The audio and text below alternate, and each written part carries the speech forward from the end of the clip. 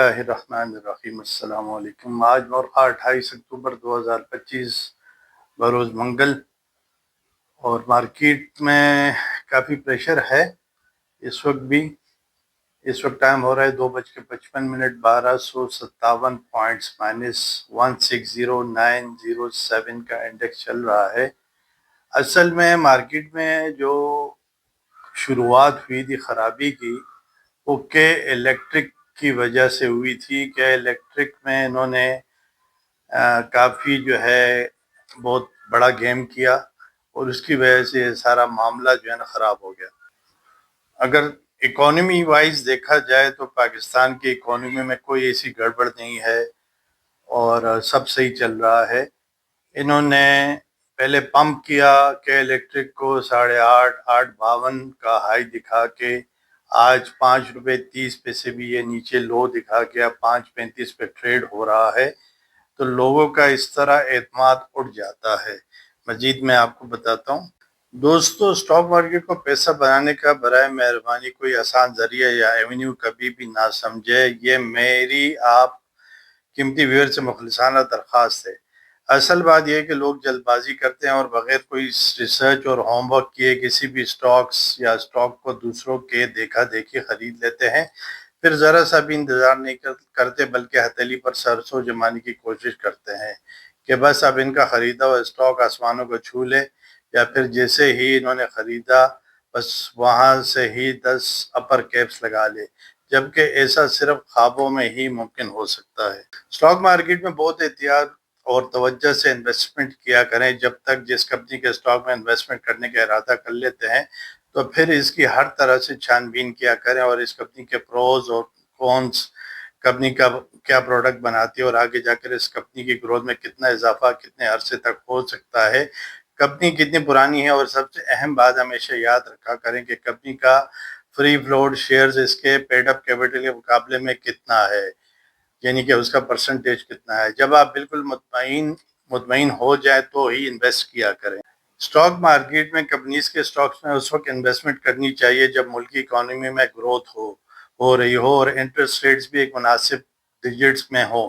یہ ہمیشہ یاد رکھیں جب انٹرسٹ ریٹ نیچے ہوں گے تو سٹاک مارکیٹ میں لوگوں کی انویسٹمنٹ وقت کے ساتھ ساتھ بڑھتی جائے گی، اور میکرو اکانومک لیولز بھی امپروو ہوتے جائیں گے، تو بھی سٹاک مارکیٹ میں نیا پیسہ انجیکٹ ہوتا رہے گا اور انڈیکس اپنے نئے بلندیوں کو حاصل کرتے ہوئے آگے سے آگے بڑھتا چلا جائے گا انشاءاللہ۔ ڈیئر ویورز، اگر آپ سمجھتے ہیں کہ میری ویڈیوز دیکھنے سے آپ کی معلومات اور انفارمیشن میں قیمتی اضافہ ہوتا ہے تو برائے مہربانی میرے چینل کو لائک، سبسکرائب اور شیئر ضرور کیا کیجیے، بڑی مہربانی۔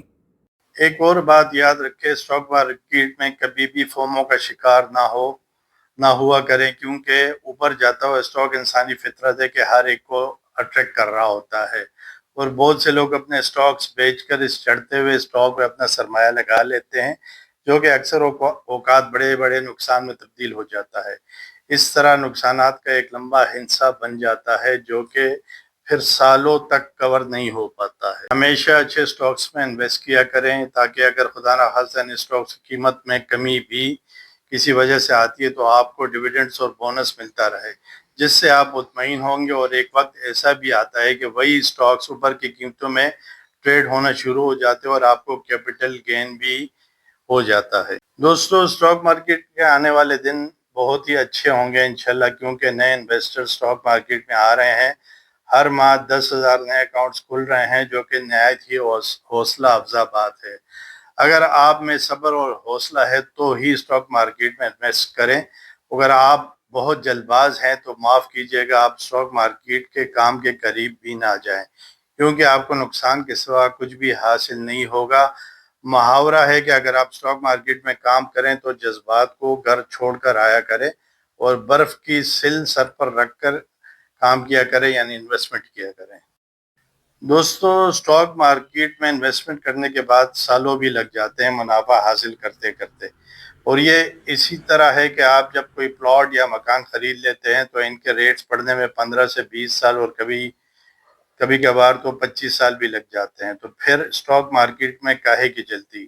یہ شاید اس لیے بھی ہے کہ اسٹاک مارکیٹ کی ٹریڈنگ اسکرین پر روزانہ آپ کو اسٹاکس ٹریڈ ہوتے ہوئے نظر آتے ہیں۔